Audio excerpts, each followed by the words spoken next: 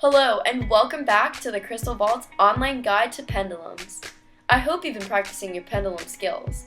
Remember, if you play around with your pendulum for at least 5 minutes a day, not only will you become more comfortable in using it, but you'll also be getting your subconscious more in touch with the ability of the pendulum. So practice, practice, practice. In this video, we will be learning the last two movements of I don't know and I don't want to answer. Now, just as I explained in the earlier video, the movements of the pendulum depend on each individual. It might be different for you than it is for me. Though these answers both seem to be equivalent with each other, they are different. When your pendulum tells you, I don't know, it's telling you that the question is very broad. So for example, if you asked your pendulum, will I become famous? It's probably not going to give you a yes or no answer. But since we are connected with our pendulums, there are ways to get more of an answer. Try limiting the question more by possibly saying, if I continue my singing career, will I become world known? That is a better type of question to get a simple answer for. So when your pendulum tells you that it isn't sure, just try to rephrase the question. Now when your pendulum tells you that it doesn't want to answer, that doesn't mean that your question is invalid. Your pendulum is just not in tune enough with your subconscious. You'll need to focus more on that point you're trying to get the answer for. So if you ask it, is the person I'm with the right one for me? And your pendulum tells you that it does not want to answer, it's not saying that the answer is not something you want to hear. It's letting you know that it won't answer because it won't be accurate enough. So let's say you really desired the answer for that particular question. You would have to try to get more in tune and focus on your love. Maybe think about the good things and the bad things about that person, and focus on the memories and thoughts you truly feel with that person as well. And then try again. Now, if it's something other than love, just try other ways to really get in touch with the main focus of your question. Now, since these truly are two different answers, it's key to remember which motion means which. So I advise you definitely write them down. But as you'll see next, you can always check and see what certain motions mean for you. So let's begin. We're basically going to be repeating what we did in the last video when we figured out our answers for yes and for no. But since we do not know any obvious questions that would give us an I don't know or I don't want to answer from our pendulum, we're going to use a very simple way to find those answers out. Before you begin, remember the tips I mentioned before. You're going to have to use those each and every time you use your pendulum. So, sit down with your legs uncrossed in a quiet, comfortable space with no distractions.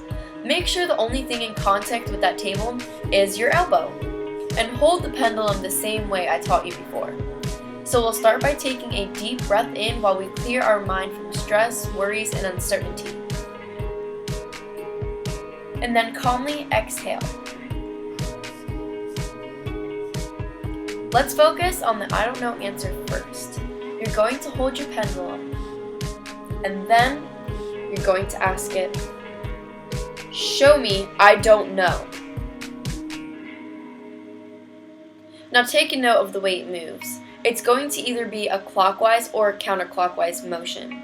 Now we will stop the pendulum with the palm of our hand and ask it one more time. Show me I don't know. My pendulum has already started to have a consistent motion because I've done this before. Yours may not have that on the second time, so try that a couple of times until you get a consistent motion. Now ask it about 3 more times until you're sure of the movement and it is consistent. Remember, you don't want to focus on making it move a certain way because the pendulum already speaks for itself. You don't want your conscience getting in the way of your subconscious trying to communicate. Now once you are certain with that answer, move on to the I don't want to answer. Repeat the steps we have just done before and be sure to take note on your movements.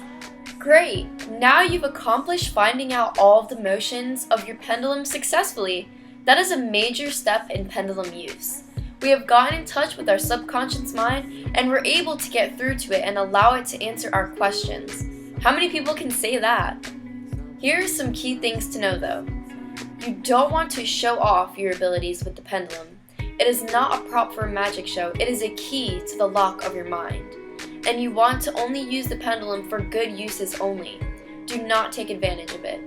Also, it is very, very, very important that you do not allow other people to use your pendulum.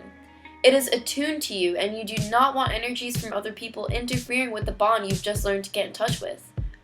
There are several cases in which people stated that they let their friends try out their pendulum, and afterwards their answers were not consistent with what they were before, and sometimes the answers were not even clear at all. Follow all of that and you'll be just fine. I hope you are really happy with the results we have gotten so far with our pendulum. You'll definitely come to find out that your life will become so much more interesting and maybe even clearer now that you are using it. Don't forget that we have an immaculate supply of beautiful pendulums on our website, Crystal Vaults. I guarantee you'll find one that's right for you. So we aren't 100% done here. There's still a little more to cover, so be sure to watch our next video. See you then!